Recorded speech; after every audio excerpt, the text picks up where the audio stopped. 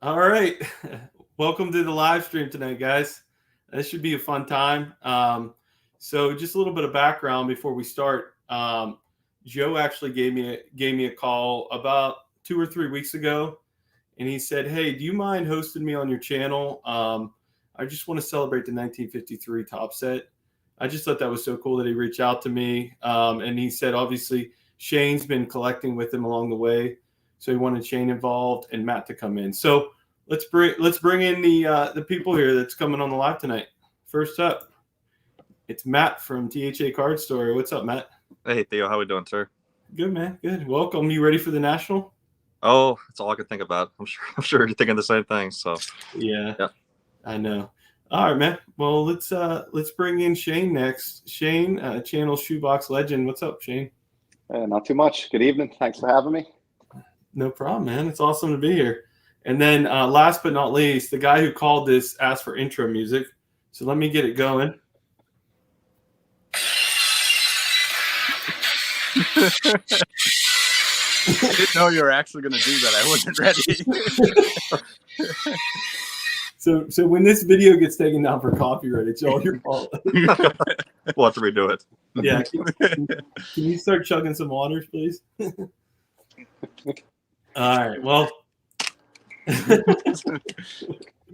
well, this is really cool. So Joe, why did you reach out to me? Why don't you tell everybody what your motivation was?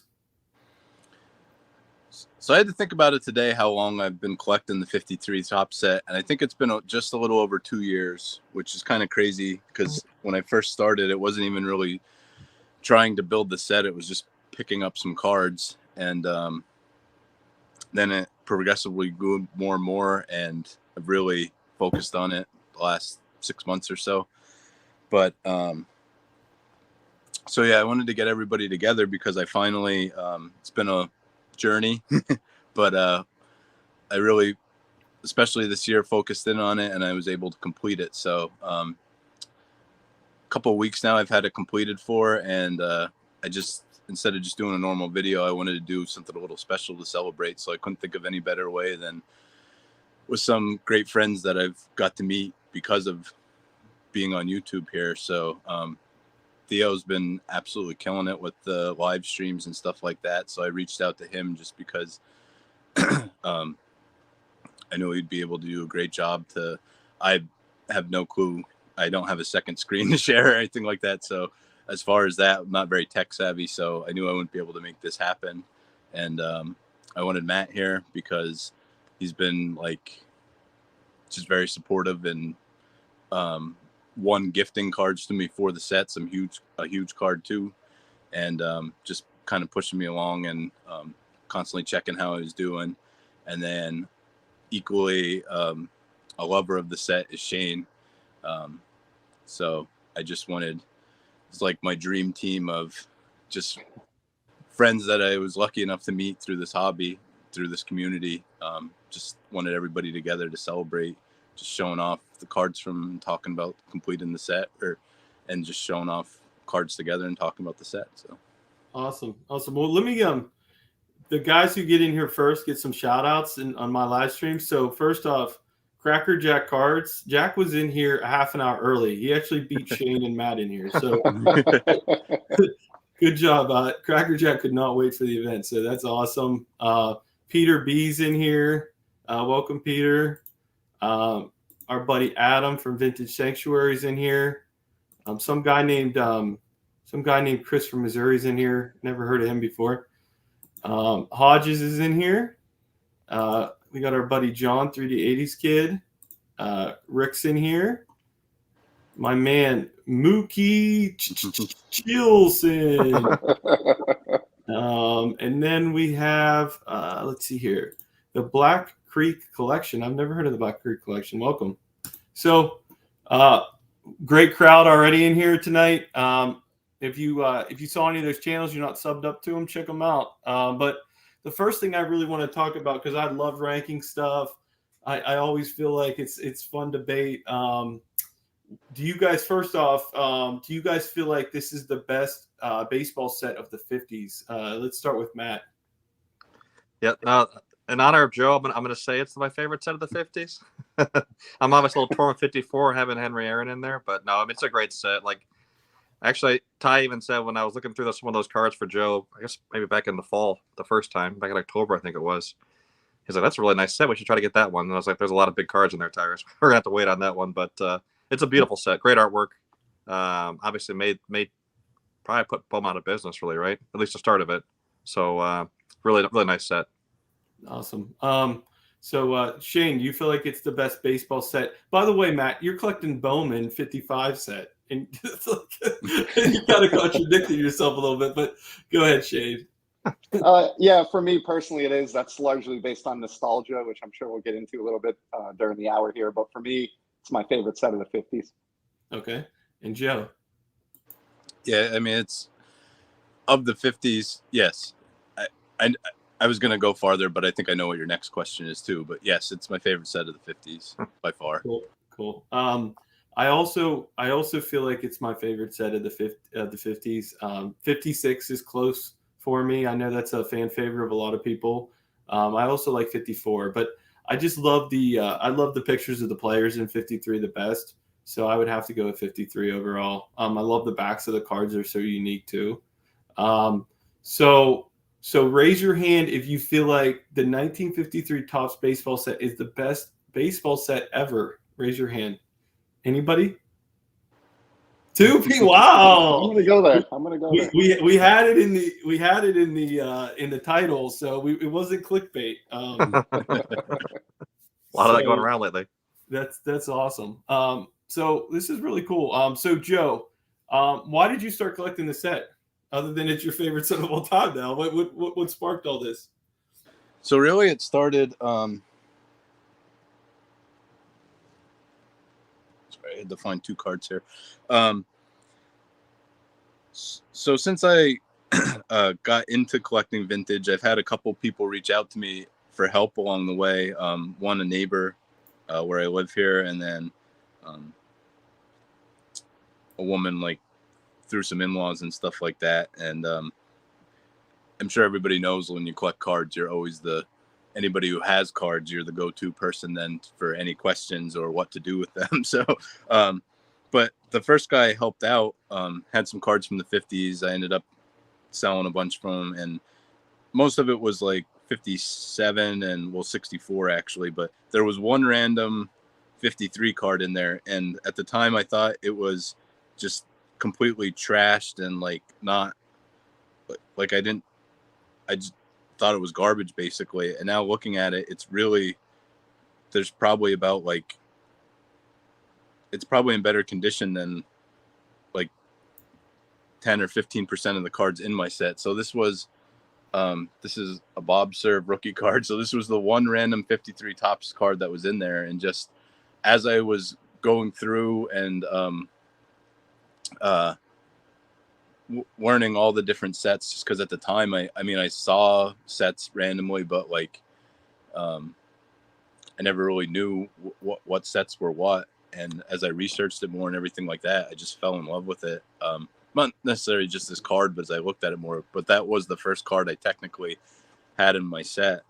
And then this was the second one, this Dizzy Trout.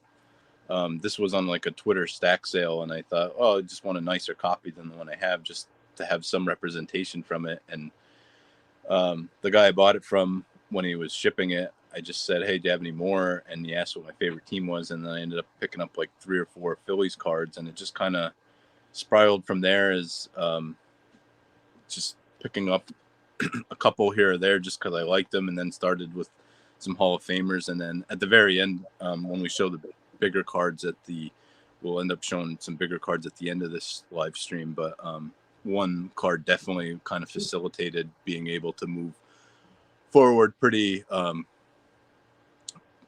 yeah, I don't think it's any relation to Mike Trout, but I did not look that up beforehand.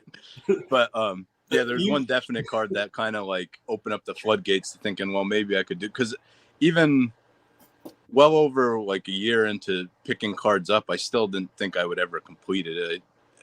I thought there'd be a couple cards that would just stop me from ever being able to complete it. And as I kept going, it just became more and more of a reality. And um, like I said, it just seeing it more and more, it turned into my favorite set. Like, I would definitely say 52 Tops is more iconic just because of what it meant for cards, and just it's opened up the gates and started everything. So I definitely think it's more iconic. But as far as the look of the cards, like the 52 set, I think is just some of the colors aren't as bright or vibrant. I mean, some are, but then some of it, the art is very good. That it's like a very good rendition of what the players looked like. But 53 Tops to me, just with the colors and like just the artwork, it's almost like if you were closing your eyes, or if you told somebody to close their eyes and like you tried to like have them picture what, you know, like a perfect baseball day would look like. To me, that's what I think of when I think of the 53 Top set, just the colors and like the bright team logos, and just it's almost like painting like a dreamscape of baseball for me is the way I like to describe it. So that's just, I know I went on for a while there, but that to me, that's just what I think of when I think of this set. Cool. So Shane, what does the set mean to you, man? Yes, I maybe should have answered it's my favorite vintage set. I don't know if it's the greatest, but it's hard for me to separate those two. And it's largely based on nostalgia, because in 1991, Topps came out with the, you know, Archives reprint release that was available in pack form. And so I was like 8 years old. I didn't have any access to vintage cards. So these packs were the way that I was able to learn about these players from, you know, at the time, 40 plus years ago, or 40 years ago, that I just didn't have access to. So I was reading about these guys in Tough Stuff magazine and kind of dreaming about owning some of these vintage cards, but I didn't have access to card shows or anything else. But I could get these packs. And so that was my first exposure to, like, even though they were reprints, to vintage cards at all. And I just thought it was great to collect these cards of the heroes of the game as a little kid. And that's kind of what sold me on these. And then when I got back in as an adult, that's actually when I purchased my first 1953 Topps card. I never owned one as a kid, but I thought it was really cool to be able to get an original after having those Archives cards growing up. And then it just kind of snowballed from there. I still can't decide if I want to collect the whole set. I seem to keep going back and forth. I really commend Joe for getting that done, because it's a huge undertaking, but I'm somewhat committed to getting there. Awesome. What's the best card from that Archive set? I don't even know, to be honest with you. Probably mirrors the regular set. I mean, the card that I wanted when I was a kid was the Mickey Mantle, you know, from the Archive set. Like, being able to pull this out of a pack was just was just beyond cool. You know, it was like, that's such an iconic card, and had no hope of owning that as an 8-year-old, but just having that reprint was really neat. Awesome. So I just wanted to show quick too here. I just have these two right now. I have more. So these are for the cards that I have graded in the set. So I have the other ones that I have are on ComC right now, but when I binder them, they'll go in. But I just think these are a great way to, I know a lot of people either do like high quality scans of the printouts to put in, but without doing that, I don't have a good printer. So instead of just putting like an index card and saying card number 1 or whatever, Jackie Robinson, like, I think these are a great way to, they're not the same size, but I just put these in the binder. So at least it's something to show what card is in that spot. Nice. And Shane, you bought a pack for tonight. Are we going to open it at the end, or when do you want to open that pack? Yeah, we can open at the end. I stopped by just a store in Rhode Island that has, you know, cheap 90s retail stuff, and they actually had these. So I figured it'd be a fun throwback. Yeah, let's do it. Matt, so I think the Archive set means something to you too, correct? Yeah, because again, like I mentioned before, at the kind of the beginning, like Aaron's not in the 53 Tops set, right? Because he was still playing in single A ball with Jacksonville, and so he wasn't in there. But obviously, Topps, knowing how important he was to the hobby in the 50s and cards in general, they actually put one out of Henry Aaron in that set as well. So here's what kind of like what it would have been if he'd have been in the set. 91 Topps Archives. So similar back. It's a little different. I'm assuming you guys have the similar backs as this, where it's like the 91 Archives is a little bit brighter, obviously, than the original cards because like you guys mentioned the back being really nice for the original ones. So obviously, in the original OG green CSG, Ty's not here to cry about it, so it's okay. We won't go there. But no, that's fun. And of course, I think Dom mentioned like the living set too, which is really cool, right? So I mean, that's a really fun. That's like a multi-year project. I think they should have just stuck with that instead of doing like the Project 70 stuff. Maybe like that. They were on something with that. I think that people really enjoy those. So, so anyway. Yeah. We didn't mention how many cards are in the set, Joe? 274. The cards are numbered up to 280, but there's 6 missing cards. So there's 274 cards, 23 Hall of Famers. Cool. And currently no Hall of Fame rookie cards. Yeah. Well, I guess who has the best? You say currently, who has the best chance of still getting in? Is anybody?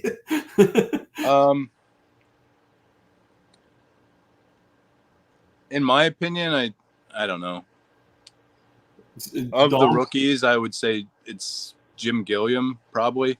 I know most people don't think he'd be a Hall of Famer, but I'd say he probably is the best. It would be either him, Johnny Padres, or I mean, the biggest rookies in the set are him, Johnny Padres, and Roy Face. Okay. Yeah, Roy Face was a good player for the Pirates. So Shane, we were going to look at some Hall of Fame cards now. Are you ready to go? Yeah, I'm ready to go. I picked out a handful here that Joe asked me to pull, so I'll just kind of run through them once I figure out my glare. But Roy Campanella, first up. Awesome card there. Can't beat that smile. We got Monty Irvin. So it's just obviously this is early enough, which is one of the many great things about the set, that you got to look at players who started their careers in the Negro Leagues, which is really, really cool. And the Giants were still in New York, which I love also. A great Monty Irvin card. Pee Wee Reese. A lot of my Hall of Famers are graded. Most of my other commons are not. We got Yogi Berra. This is an awesome card. I've shown this one before on my channel, but I just love the image on this one. Great shot. Very like stoic pose. That's my favorite Yogi Berra card. Oh, really? Yeah, I can see why. That's saying something too, because he's a very photogenic player. Yeah. Phil Rizzuto, his teammate. There. Got a little bit of Red Sox representation. Joe was nice enough to assign me George Kell. Have that one. And then here's a nice one, and I know this is one that ties in between Joe and Matt here, but the Warren Spahn. Love that card. And I think we will probably talk about this more throughout the hour, but you can also kind of see history taking place, baseball history, through the checklist, because in the earlier series, it's the Boston Braves, but by the end of the checklist, the cards are the Milwaukee Braves, which is kind of cool. Wow. I didn't know that. That's really cool. And then last one that Joe asked me to pull for this section, Whitey Ford. So Yankees heavy section there for me. That's tough for you too, right? Being a Red Sox guy. Hurts a little bit. But no Ted Williams. So, Joe, you want to show your Hall of Famers and talk about them? Yes. All right. So this is probably, I would say, top 3 for my favorite looking cards in the set. The Ed Matthews. And for most, for me, definitely, and most collectors, the oldest Topps card they're ever going to own for Eddie Matthews. But I just think, man, I just think this is such a great looking card.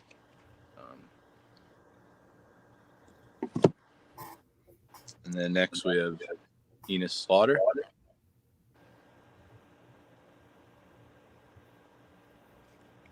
And as you can see, I believe I have 5 slab cards. So in this section, we'll show one then.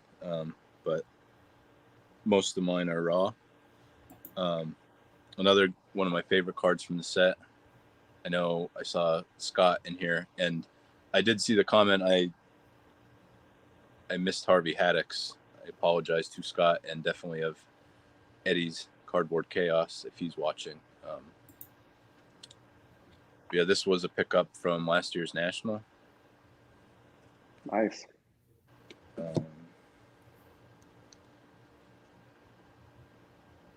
Another Indian. There's an early win. So some of these, like if you, I think this is just a testament to, sorry, I just wanted to, I know it's going to break up the run here a little bit, but like if you hit this in the right light, this card is really creased up. But if you hold this at arm's length and not in the right light, I still think this card presents very well. But if you can see, but I mean, it's just like, I don't remember what exactly I paid, but I mean, this was probably like $5 or less from a Hall of Famer for 1953 Topps. So it's just all relative to condition and everything. I think it's a very forgiving set with condition. There isn't a ton of color. Keep throwing for the Mini Minoso. There isn't a ton of color along the borders, just on the bottom border. So then I think a lot of any issues don't really show up with the white borders. And then even if they have paper loss, it kind of just blends in with the cardstock. There's a Johnny Mize. This one has a little bit more noticeable condition issue, but has a little milk mustache, I guess you could say. That's what I was going to say, actually. That's funny. It's a one of one. Yep. Here is the Al Red Shanedeans. Really cool background on that one. Yeah, that's one thing.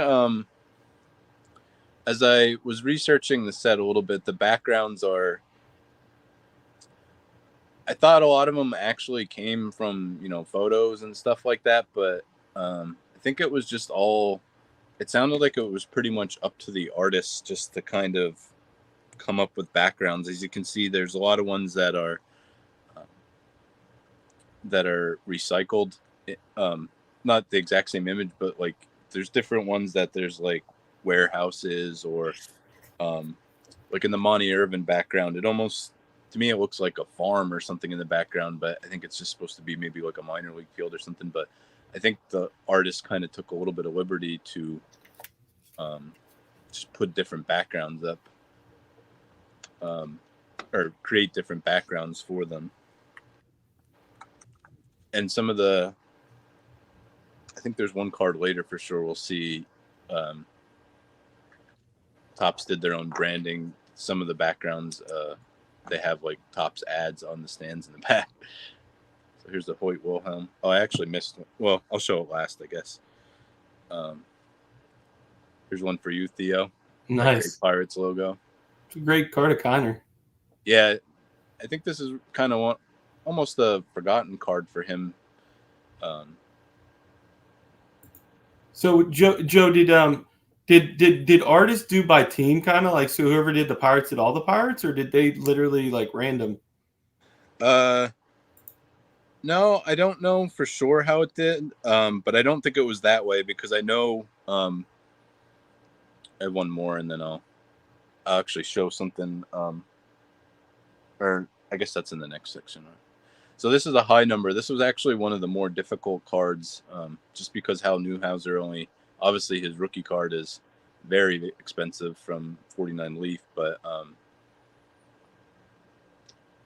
can't remember. There's either only 2 or 3 other playing days cards of him. So I think just because of, his rookie card being what it is, I think it bumped up. And this being this is a high number short print. So that bumped this one up. So this was actually one of the tougher cards to find. It took me a little while to find. Great image. I love how they have the fence back there. I love the old Tigers logo. The Tigers logo looks great on the 50s cards too. And last but definitely not least, this is my beautiful gift from Matt. Just I know he wanted to surprise me, but he also wanted to make sure I hadn't already picked this one up. But for most of the cards, I didn't want to double up with what Shane and I were showing, but I definitely wanted to show this one just because of what it means to me. Like I said, this is just still speechless on this being a gift from Matt and Tyrus. It's awesome. That is awesome. Matt bribed you to get into this live stream. Good job, Matt. I pre-planned this 2 months ago. Yeah. You got to do what you got to do to get on. Oh man, that's awesome. So I guess to kind of answer your question, unless there was anything else you wanted to bring up first before we move on to our other favorite cards. No, go ahead. So I do have one piece. So the little bit of the research I did, I found, I think there was roughly around 5 artists that worked on the set. I know one for sure, and I know he definitely did the artwork for Mickey Mantle and Satchel Paige, and obviously because of the way this is presented, I'm pretty sure Red Shandines. But I know he was a cartoon artist for, I believe, Popeye. And this is not a card. This was autographed, and then this is just like a printout or something that was put on here. But I found this at my LCS. So this is one of the artists, Jerry Dvorak. Like I said, I'm pretty sure he worked on around 50 of the subjects, and I know it's definitely Mantle and Page were 2 of them.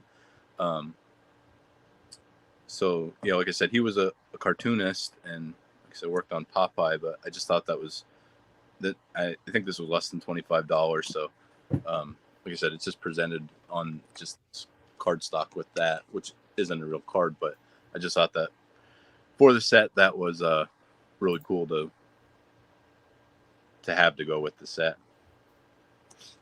Rick said Popeye and Casper the Friendly Ghost.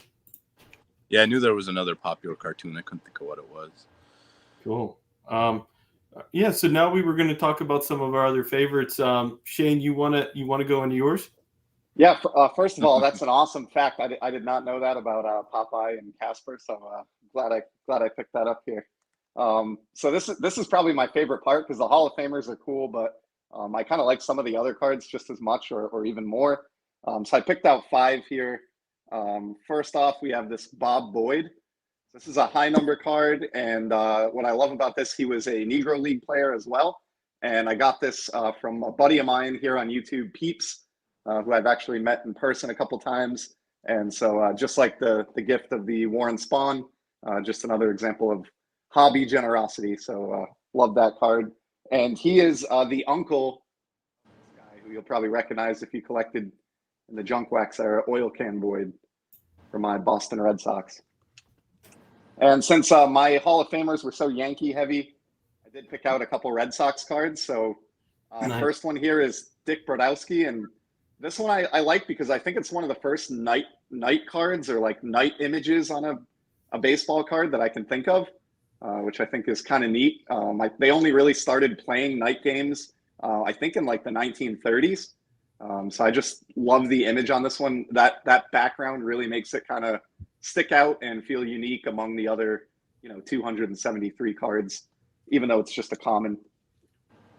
Then next up, we got Joe's little brother here, Maggio.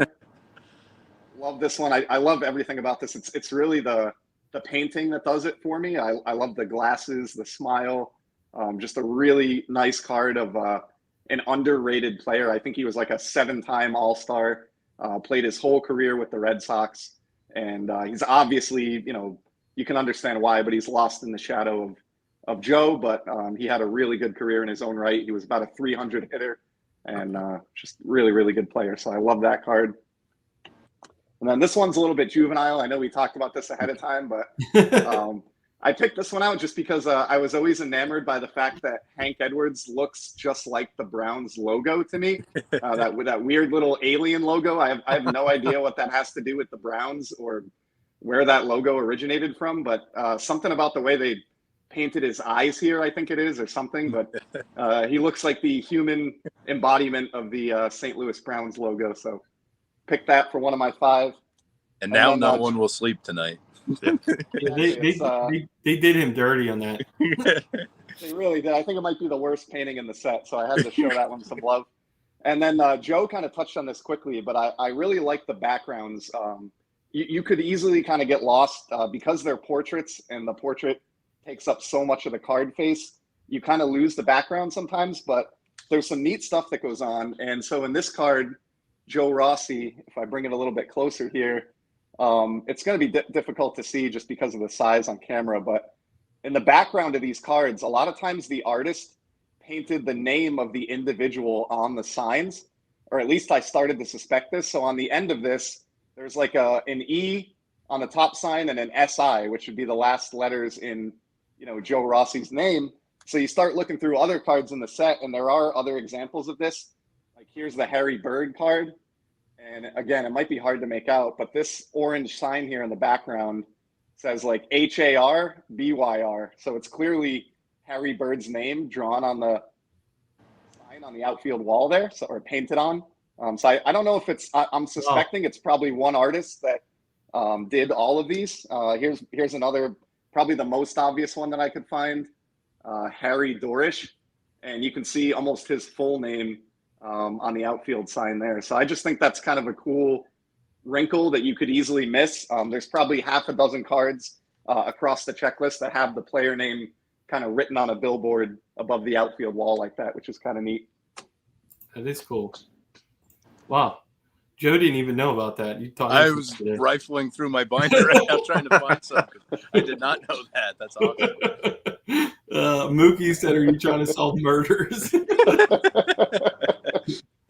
There's a lot to them. If you really study them, there's a lot of little surprises and kind of cool things that you can find like that. So wow. Did you, Joe, before you get in your favorites, did you bring a guy who got done dirty, or did you not do my homework assignment?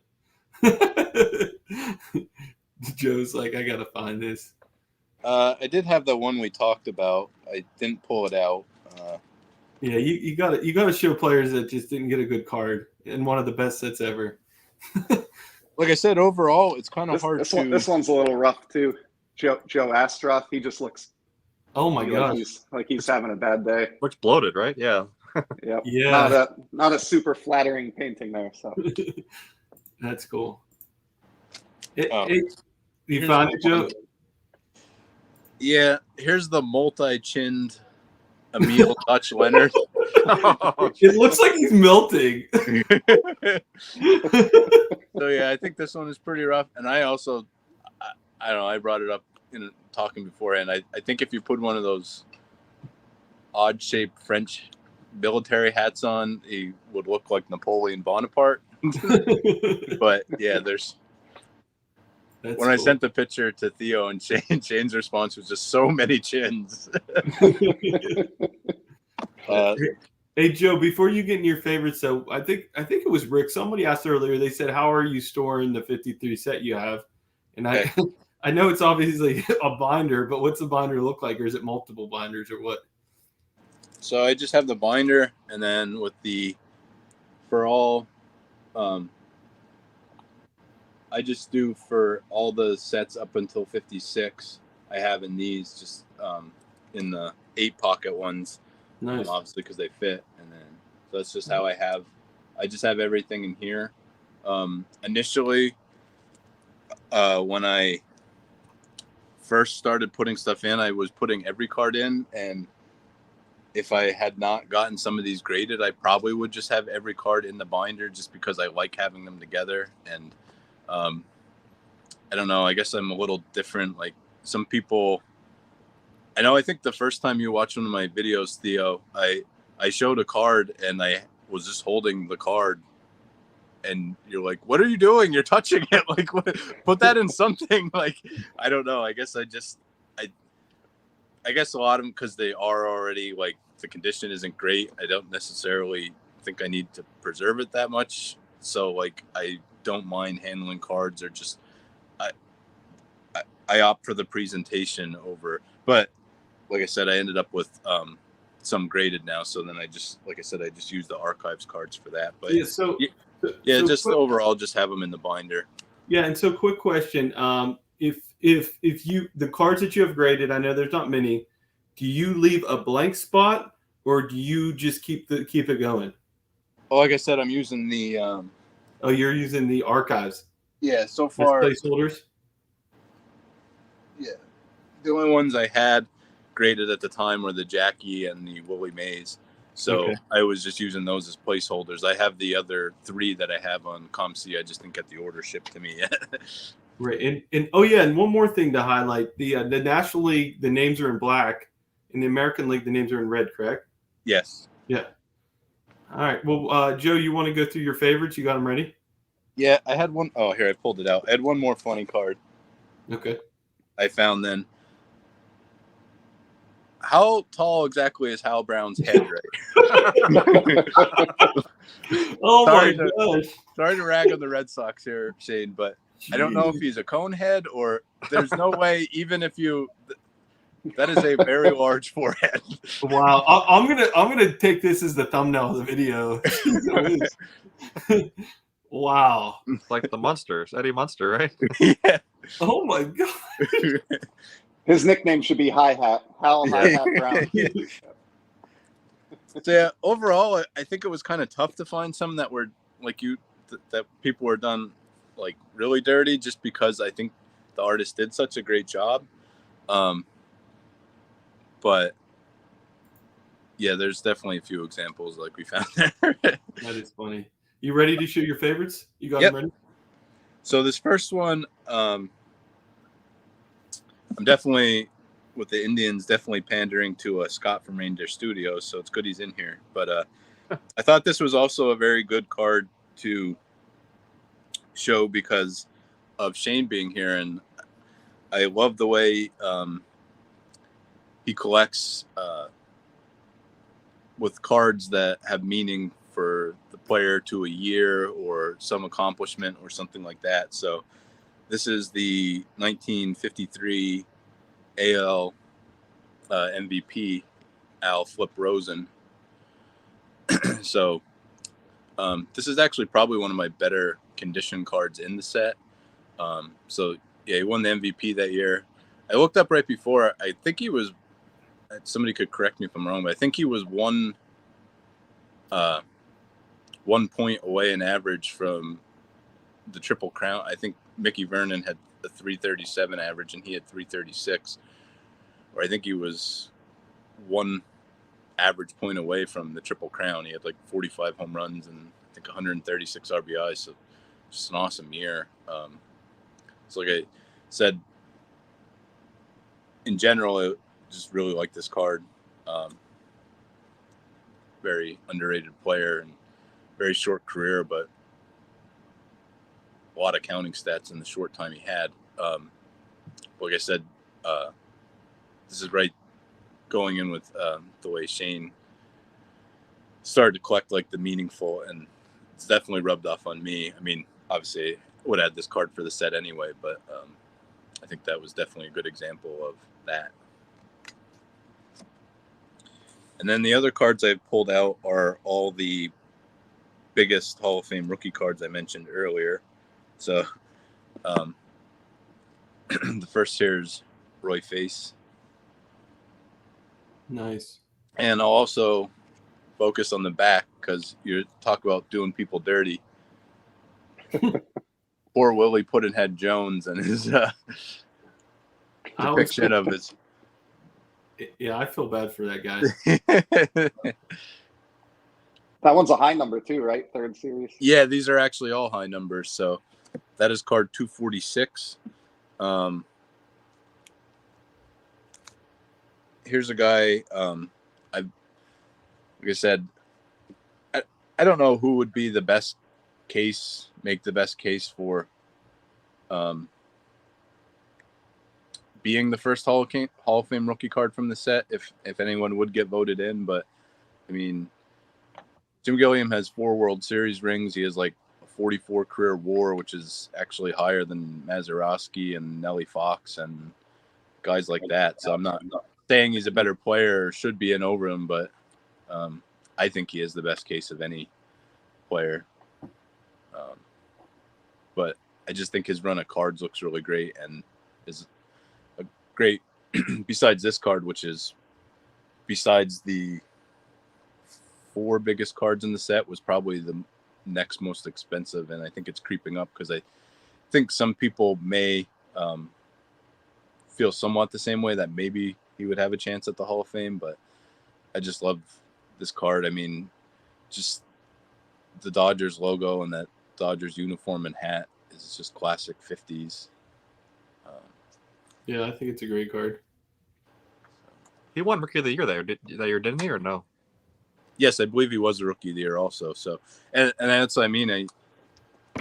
Well, not at that, but I mean, eventually was the fill-in, like, took over for Jackie Robinson. So, I mean, it was big shoes to fill and step into there. It's just, I don't know. I mean, he doesn't have huge counting stats and was a utility man for some points, but to me, I think he has the best case of anybody in here.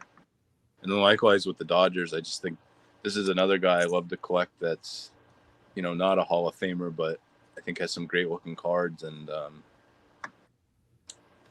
just you see a lot more of the uniform here, and I just think that's awesome. And another guy, I mean, pretty much was one of the biggest reasons the Dodgers finally got over the hump and were able to beat the Yankees in the 55 World Series. He had 2 complete games, including a complete game shutout in the Game 7. So just wanted to show that one. And lastly, another favorite from the hobby. And this one's kind of unique because there aren't too many cards that just have solid backgrounds like this. I know there's one for sure. I can't remember his name. I know his last name's Morgan, but has like a solid red background, but just the solid green here on the Harvey Haddocks. Obviously, man who pitched 12 perfect innings and lost. But just the last one I wanted to show. So I forgot to mention that earlier when I was saying about the rookies, and I had the card pulled out, so kind of just messed up there. But yeah, so that's cards some of my favorites and just ones I wanted to highlight. Nice. Well, I brought my favorite 53 card and my only 53 card. So I got to show my boy Dick Grodoff here. Rest in peace, Mr. Grote. But I think this is his best looking card by far. I just this and the Yogi Berra card are my 2 favorite cards in the set. I definitely would love to pick up a Berra card one day, but this is his 2nd year card, and I just think it's an awesome image of him. I don't love the slab it's in, but it was a great deal. So Ty agrees with you. I'll take it. So and MVP and got 2nd place MVP for the Cardinals. But what'd you have to say, Joe? I'm sorry. I was just gonna say, and I mean that's his rookies a high number in 52, right? Yeah, very expensive. Oh, it's relatively expensive. So we're going to get into the Mount Rushmore here. But while you guys get ready for that, is there anybody in the chat want to call out any cards that maybe aren't in the Mount Rushmore that we're going to bring out here that you'd like to see the guys bring out? Maybe some comments, some star cards, or if anybody wants to just call out their favorite looking card from this set, that'd be cool. All right, you guys ready? Yep. I'm good if you are, Joe. Yeah. Yep. All right. Go ahead, guys. You want me to go first, Joe? Does it? Or do you want to go? Well, you go first. I guess I should have said beforehand what order we go in. I guess we should just start with card number 1. Cool. Not any. It's hard to. I don't necessarily want to rank these 4 guys, but I mean, and I want to give credit to the Mount Rushmore comment. I think I had, for one of my backdrops for one of my videos, I had my card set up, and I think Matt mentioned the Mount Rushmore thing, and definitely said about like once I could get the mantle there to show them all together. So I just thought it's fitting. It's like definitely the 4 biggest cards of the set. So I thought it was definitely a very good term for that. So yeah, this is again not it's hard, not that you're ranking any above but I figured we'd just start with card number 1. But this is my Jackie Robinson. So I told the story a couple times, but I mean, just quickly, I'll go. I went into the National last year, winning like it was my first National, winning one big iconic card, which I bought. I was going between this card I had in my head going in and the Koufax rookie, and I ended up buying the Koufax rookie. But through a stroke of luck, I bought a Stan Musial auto there for $50. That was from the 99 Upper Deck Century Legends Epic Signature set, and it was the gold parallel. So in less than like 16 hours, I 10x'd my money and was able to sell that card for $500 and ended up being able to pick up both the cards that I had in my head of wanting. So this card's very meaningful to me from where I picked it up, how I picked it up, and obviously just I think currently, definitely my only Jackie Robinson so far, and probably the oldest one alone, because once you get to 52 and back, they just get worse. But so yeah, that's the first one for me. Amazing. Yeah, so I got Jackie also, but this was the first Jackie Robinson card I ever owned. Also, same deal. I used to have this in a higher grade that I bought many years back, but I actually sold that earlier this year and like downgraded into this 4 just to generate some money to use for other stuff.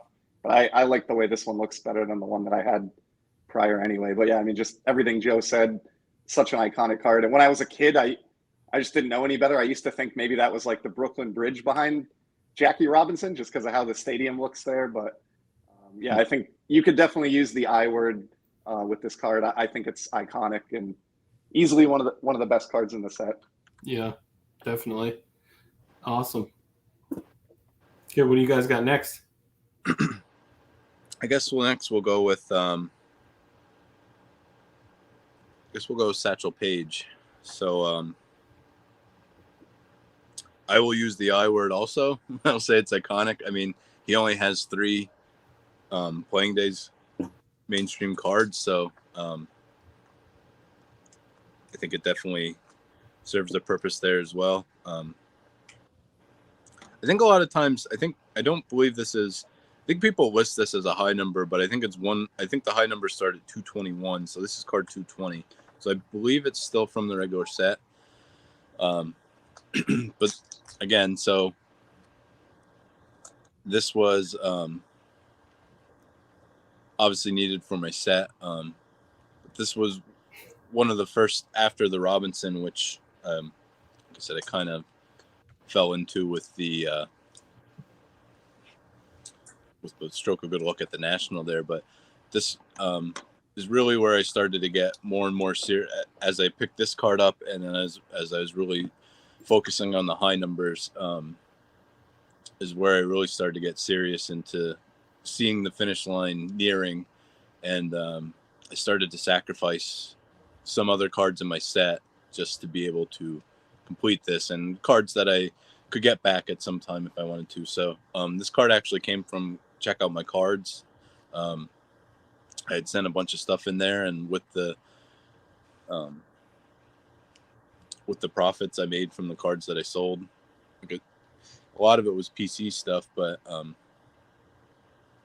when you're chasing a set like this, you have to make some sacrifices. So but could not be happier with this card that I found. I was trying to sell stuff as rapidly as possible because I saw it on there, and I just didn't think it was going to last, and it did. But yeah, it's just it's still kind of, I showed pictures to Shane and Matt, I believe, and like they congratulated me and were just saying how it, and I was like, yeah, it's cool. Like, it was just, I don't know. It's one of those cards like I didn't think I'd ever own, and it's just kind of, I guess it's setting in now that I completed the whole set. It's all starting to settle a little bit, but probably for a few weeks it was just very surreal, and it's like, yeah, I own that card. I don't know. It's just hard to wrap your head around it sometimes, but sometimes honestly, this is the best part about this hobby is like I've had Clemente cards where I'm like, I'll never have that card, and then like it just everything falls into place and you end up getting it, and it's just like the work it takes, the treasure hunt aspect of it. I think sometimes just like it just makes that card. I just couldn't imagine having an unlimited bank account. I just feel like the cards wouldn't mean as much. I don't know. But I guess ask me if I ever get to that point. But it's just I don't know. It's just like how much work it took. It's pretty cool. I just wanted to bring up because I just thought, like, as I was speaking about that and the Jackie, and I mentioned with Eddie Matthews, like, I don't know. I just think this set's such like. I know there's obviously with the absence of Hall of Fame rookies and stuff, like compared to overall, like not just best looking, but overall sets, like the whole set as a whole, I get there's sets that have more firepower, but as far as sets that are kind of, or cards of some guys that are almost like attainable, like this is the only Satchel Paige I know I'll ever be, because the other two are just way out of the realm of anything I could. And the same with the Jackie. Like I said, you get to 52 tops. I mean, that's, and then just going back, and the Eddie Matthews, like, I don't know. I think it's kind of like a great, I mean, it's such a great looking set, but then there's so many cards in it that I think for many people are maybe the only cards they'll ever, or the oldest card they'll be able to own of those guys. So I don't know. I think there's just a certain quality to the set too there that I just think the collectability of it is just so great. Yeah, I agree that, when I was a kid growing up, this was not the card that I desired the most on the checklist. But as I've grown up, this is now definitely my favorite card in the set by a long shot. And I think that's a great point, Joe. I saw a couple people mention when we were talking about, the best set of all time, the lack of Hall of Fame rookies. But, and believe me, I'm a rookie card guy. I was a kid in the late 80s, early 90s. I love rookies as much as anyone, but that's not the only thing that makes a set great. And for me, I would put the only top Satchel Paige card, pretty high on the list, right there with any Hall of Fame rookie that you could name. So yeah, to me, this is the greatest card in the set, in my opinion. Yep. All right. I'm guessing, where are you going to go next, Joe? I'm guessing I better not guess. Go ahead. You pick. Well, we'll have another little story for this one too. So, I know John's in here, so I know he always enjoys this story and seeing this card. So that kind of gives it away to you, I believe. So, this card, and again, getting lucky with this card is what really kind of, like I said, opened up the floodgates to where I went from thinking I'm just picking up cards just because I love the set and I love the look of the set. And then getting this card is where it first went to, all right, maybe this is a possibility, even though I still didn't think I'd be able to get them all. But so this was a card. I entered a group set break of this at $15 a spot, and I bought 3 spots.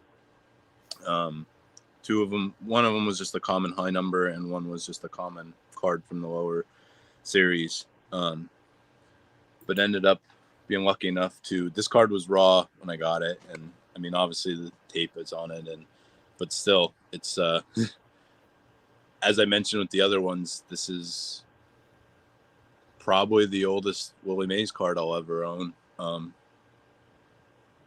mean, once you get to the 52 tops is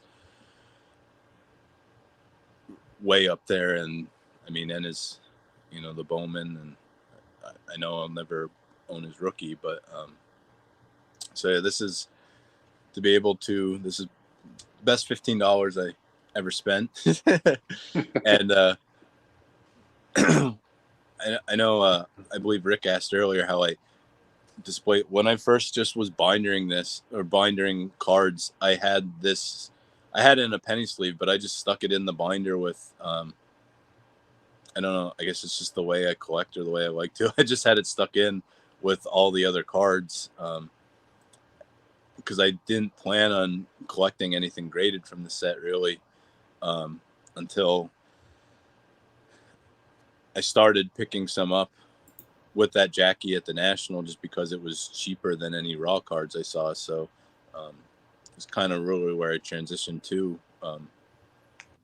I'm not against grading, or it's just most times if you buy the cards raw, you can, you know, end up with more of them. But definitely in some of these bigger cards, it's just as. You didn't show the back of that baby. Let's see the No. back of it. Sorry. I don't. You guys agree this is one of the best backs of any card set Topps has, at least eventually. Absolutely. That signature. I mean, it's just awesome. Yeah, I love definitely the card number and the ball. You know, it's so Yeah. easy to sort these, easy on the eyes. Yeah, I definitely agree with that. And I mean, you have the cartoons.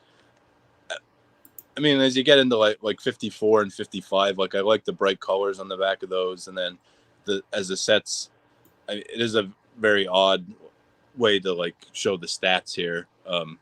Yeah, they have career and they have the year before, right? Yeah, and just the way it's laid out vertically instead of horizontally, it's just kind of tough. But I mean, overall, like Shane said, the numbers just, I mean, it stands out, and I love when they sets that just utilize, you know, ball or the bat or something like that to put the number in, and then just having the signature across, but still be able to read it. Yeah, I agree. Yeah. George came in late. George, he puts the archive in its spot in the binder. That's what he does. So Shane, you have a Willie Mays to show off. I do, yeah. I don't think I've shown this one before, but I do have this. This was not $15. It was slightly more than that. But yeah, I love this card for all the reasons Joe said, and I feel the same way. It's probably the earliest Mays that I'll ever own. At least it looks that way. And I love a lot of the cards. It seems like in the high number series, which this is a third series card, they have more like an action photo like this. And so I like that you get a look at, you know, all of Willie fielding, his glove there. It's just a really, really cool shot, and it kind of stands out in a set that's mostly portrait shots. So just a gorgeous card of arguably the best player of his day. And Shane, when did you pick up? You might have said it. When did you pick up that card? Probably I've had the fortune of being at it for a long time, so longevity is helping me out. So I think I bought that probably 5 or 6 years ago. Wow, it's quite a bit cheaper than it is now. Yeah, before the boom happened. I mean, that's one thing that we had to tip your cap to Joe on, is he collected this set after COVID, basically. That's pretty unbelievable, really. I'm so happy for him because it's just a monumental undertaking, and I've been like half at it for 15 years, and I don't feel like I'm ever gonna get there. So to complete that in 2 years is insane. Definitely tip my cap to you. Shane, you do have a lot of distractions, though. You and Matt are like two of the most distracted people on Twitter. Focus of a shotgun. Yeah. Yep. Oh man! All right. Well, I don't know what you want to call it, but the card that the last card you needed, right, Joe, to finish this off. Yeah, I just want to say, going to your last comment, like it's actually funny because you say that, and I know the focus Matt has, but when I was down the stretch, like, I don't know, this card was like looming over my head for so long that like it wasn't completely stopping me from picking anything else up, but in the back of my head it was there, and like I knew like, all right, I shouldn't pick anything else big up, but I should save as much as possible. But I was setting up at card shows to try and sell as much, but then I'd still end up buying like a couple cards or trading for some, and I'd send them to Matt, and he'd be like, you can always get that one. It was just funny, like the person telling me to focus. It was kind of funny. But How was that St. Louis Browns logo over your shoulder? Yeah. Oh man! All right. Well, it's a big card here. I'm very happy for you, Joe. Yeah. So this card. So I went through. It was definitely a process.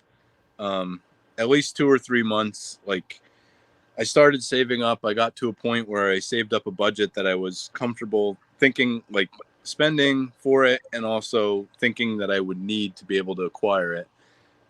And then as I kept looking, cards kept going way in ones of any grading company, or even some authentics. Like, I just couldn't believe I was sending like completed sales to Matt, and I'd say, oh, I think this is gonna finish at this amount, and it would finish $400 over it. And like I know even he couldn't believe either just how it was going. So I kind of reevaluated, and I kind of went back to my roots to kind of, once I started collecting vintage, what I wanted to do, and it was just be happy to own the card and be happy. You know, if there is condition issues with it and discounts attached to that, like, it's going to allow me to own more cards. And the budget I had set for it and was looking at was already 3 times more than I ever spent for any card. And I just kind of thought, do I really want to? Obviously, I want to finish this set, and it means a lot, and it is a huge card, but it also just, I was just put in perspective, like, I want to just be happy to have the card, and I want to just go. So I dialed back a little bit, and I finally found a card.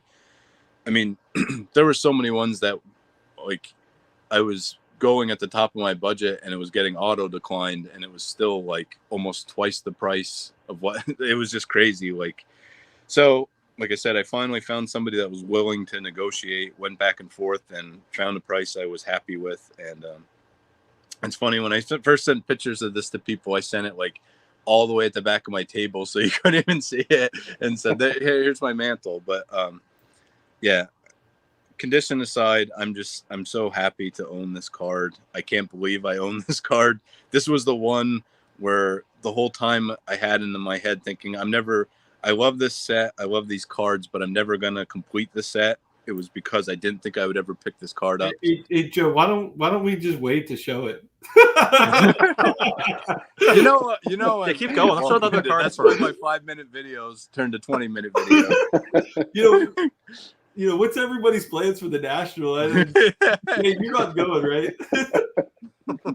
All right. Go ahead.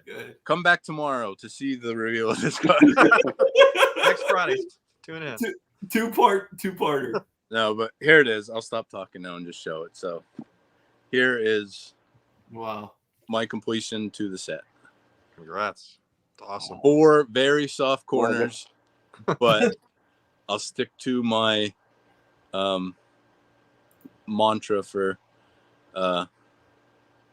collecting vintage, and could not be happier with it. Still, most of the back intact. There's a pen mark going through it and that heavy crease there, but I mean, you could still read it.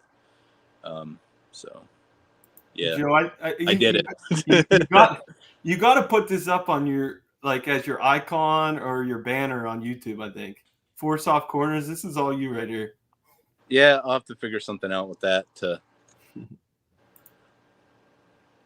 Everybody's Love it. excited. Thank you, everyone. And thank you guys for being here and sharing this with me. It's been, like I said, I didn't want to just do a regular video. I wanted to, celebrate a little bit, and couldn't think of a better way to do it. So, all right. So what's the next set, Joe? No, I'm kidding.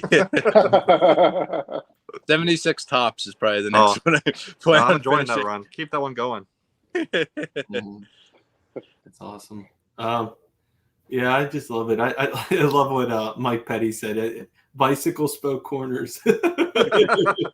I'll take it. Yeah, that's awesome. So real. That's awesome. Shane, I should have known before we started. Do you have the mantle also? I do, but honestly, I don't even think I want to go there. Like that was the perfect ending. I don't even feel like I should show mine. Seriously, I think that was just perfect. Yeah, I'll trade you then. I'll trade you this one for that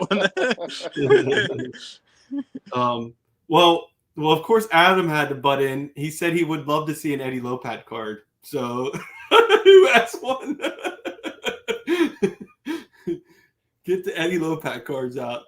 I think I sent Adam all the ones I had. No, yeah. The other request we had was a Cal Hogue card number 238, Pirates pitcher. Okay, that one I can definitely find. I'm trying to think off the top of my head. Is Eddie Lopat in this set? I'm thinking no off the top. No, I don't think he is. Oh man, Adam, you had to swerve me, huh? Jeez.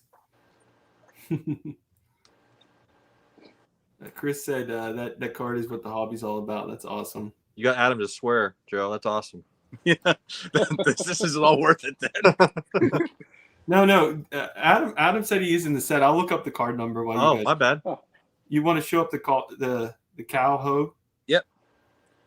Yeah, this goes along with. I mean, any of that Pirates logo is.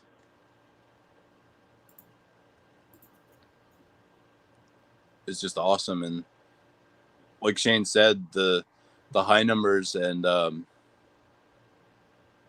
action poses and the background on that's great. So many of these ones. I mean, Lopat's card number 87. Okay. Yeah, so many of these cards, like you just kind of get lost in the shuffle of these, but definitely as I flip through more and more, like I'll probably look at this at least once a week now. That's awesome. It took me like 15 years. I only realized recently that on that Pirates logo, it's 2 baseball bats crossed on the cap. Oh, yeah. Swords. I didn't see that either till right now. You got my vision, Joe. It's okay. Well, it's actually funny when you were saying about Dom DiMaggio and you said about Joe's little brother, my first thought was that you weren't talking about Joe DiMaggio. You were talking about me in the glasses when you said Joe's little brother. Sorry, Adam. Eddie Lopat's, easy to forget about. So that's why I forgot he's in the set. He got a full face picture on that one. Yeah, definitely. Good looking card. Yeah. Awesome. Uh-oh, it was cherry. It's not cherry anymore. Perfect condition, Joe. Just right. It didn't One fall soft corner. So we got 2 other things. I haven't talked to Matt in a while. Matt, did you have anything on your agenda before I move on? I didn't want to skip you.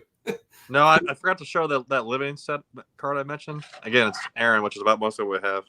Maybe not as stretch as I thought it was, right? But this is like I said, Dom mentioned this set. This is from 2018. They release like a batch every year of players. So this is the Aaron. So actually for this, they did a better job with the backs than they did for the archives. They made it look like the old original set. So which is pretty nice. Wow. But yeah, I don't have any 53 cards, unfortunately. But now this is probably a bad timing to have this video. Because now I'm obviously thinking about some of these cards for next week, so we'll have to see. There's a small show next week. I'm not sure if you guys know. So, yeah, we're gonna have to at least get you something there. At least I don't know, maybe the Eddie Matthew or something. I don't know. Exactly. I saw Alex showed that today. That card's beautiful. I can definitely pick up that and be okay with it. So why don't we to end? So Joe sent me a care package. This was like I guess like the mafia. He said, I'll send you a care package if you do the live tonight. So, I accepted the gift. I don't know what's in it. So I'll start unboxing this. Shane has a pack to open. Shane, do you want to open the pack while I get this unboxed, maybe? All right, yeah, that'll kill a minute for you here. Yeah. I'll give you solo screen here. All right. See how brick these are after 30 years.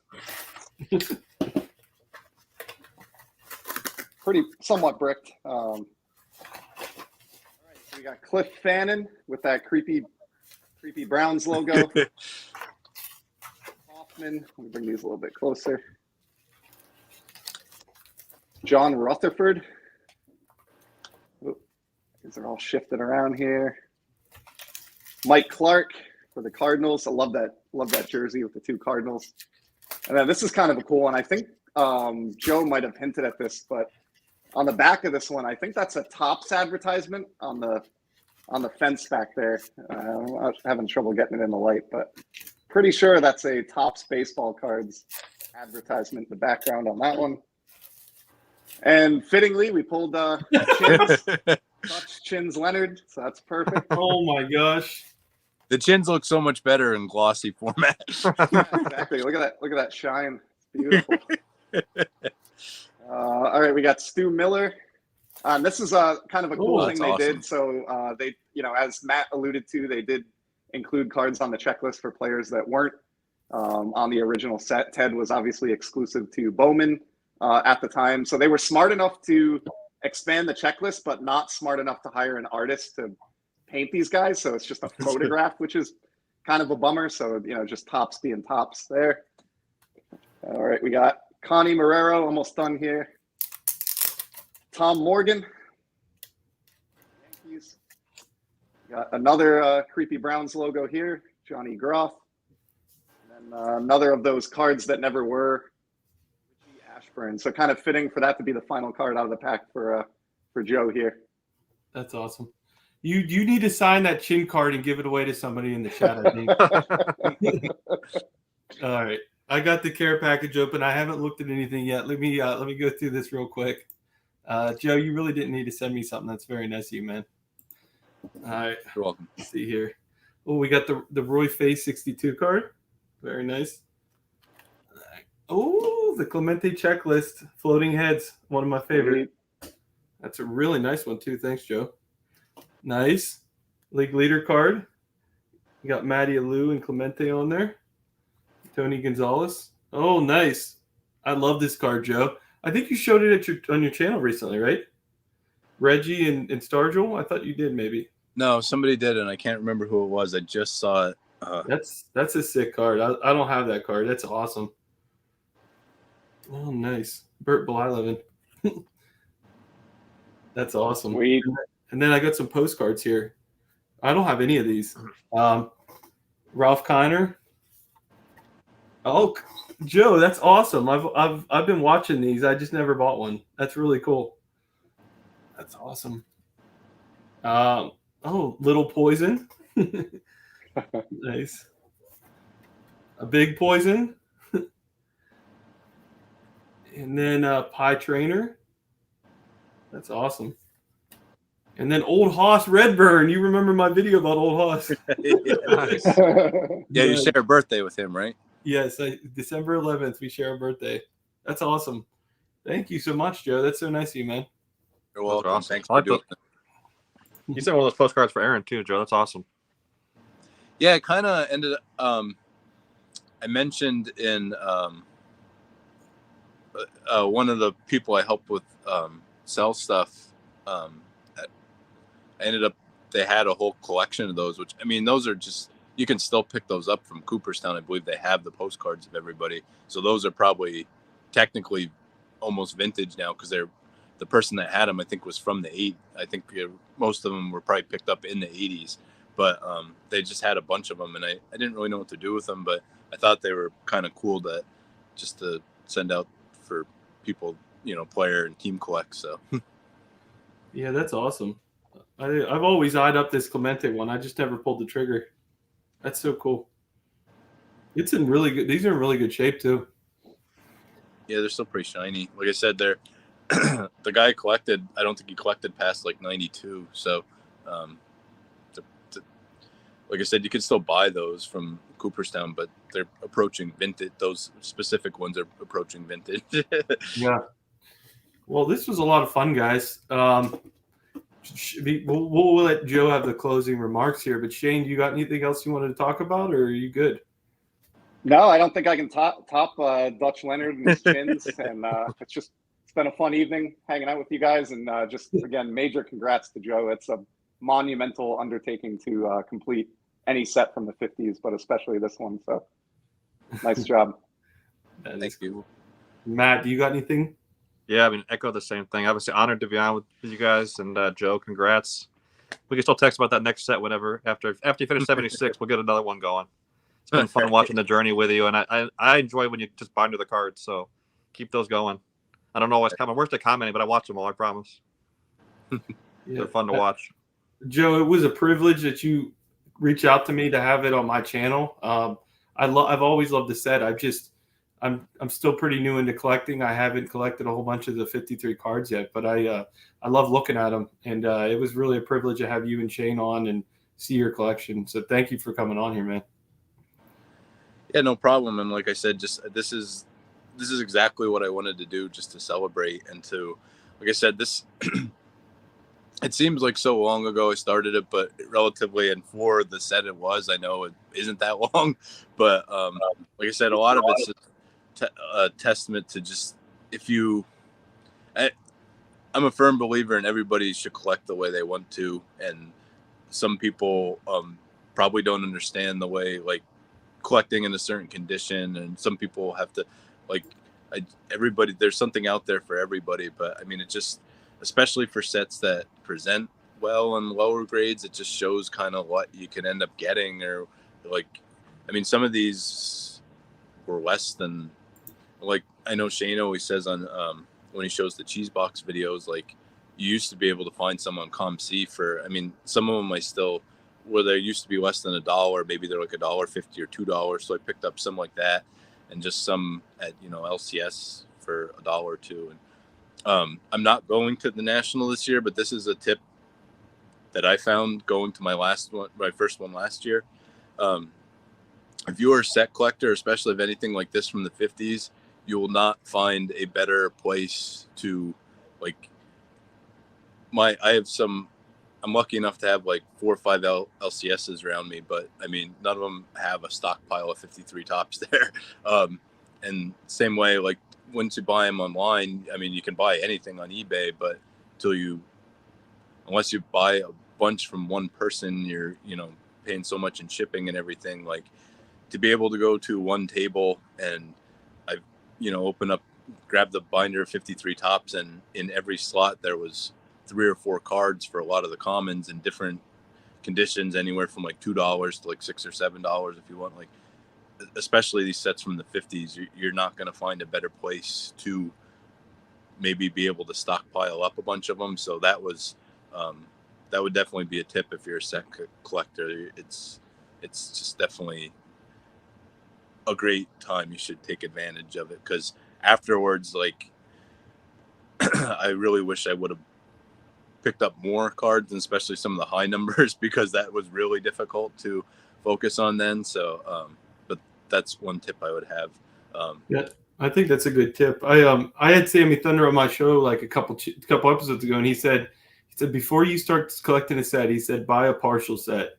He goes, it's nearly impossible to start from scratch and just get, you know, a couple at a time, which I think is a really good tip. Well, I mean, I definitely found that too, because I didn't buy a partial set. Like, I did pretty much pick these up pieces at a time. Like, there was one dealer I think I bought like 30 or 40 cards from that I mean, I paid a decent, it wasn't like, so yes, that is a tip for, I will definitely, going forward with any set, I will probably pick up a partial set, because it is just the time and everything, even just to find all the commons, it just takes a long time, and it's so much cheaper to do also. But at the same time, like, this journey and doing it card by card like this, it was really fun. And I don't know, you kind of just get to, like, be the set. Like, as we were, you know, going over like what we were gonna do, I didn't even have to look up the card numbers anymore for like the Hall of Famers, at least. Like, I just knew, because there's so many searches. Every time I'd search them, like, I would just type in 53 tops and then the card number a lot of times, like, especially on like ComC, and it just, you get to live and breathe the set a little bit. So that's why it's definitely great to be able to finish it. But and then just to have it is just, it's, again, this part of it's still a little surreal. But like I said, I thank you everyone that came to watch, and thank you, Theo, for doing this. And I couldn't have thought of a better way to do it. I don't like to just say like hobby friends, because it's more like, I mean, obviously I met you guys through this hobby, but like, it's more than, I mean, it's people I talk to every single day now. So like, you're just friends, and it's just, I don't know. That's so cool. Awesome. we got to give Joe a round of applause for collecting the set. Yeah, that's awesome, dude. What an accomplishment. We had a great group of guys in the chat tonight. Thank you guys for coming. Thank you guys for participating in the chat. It was a lot of fun. And I'll see you guys on the next live. Bye, guys. Take care.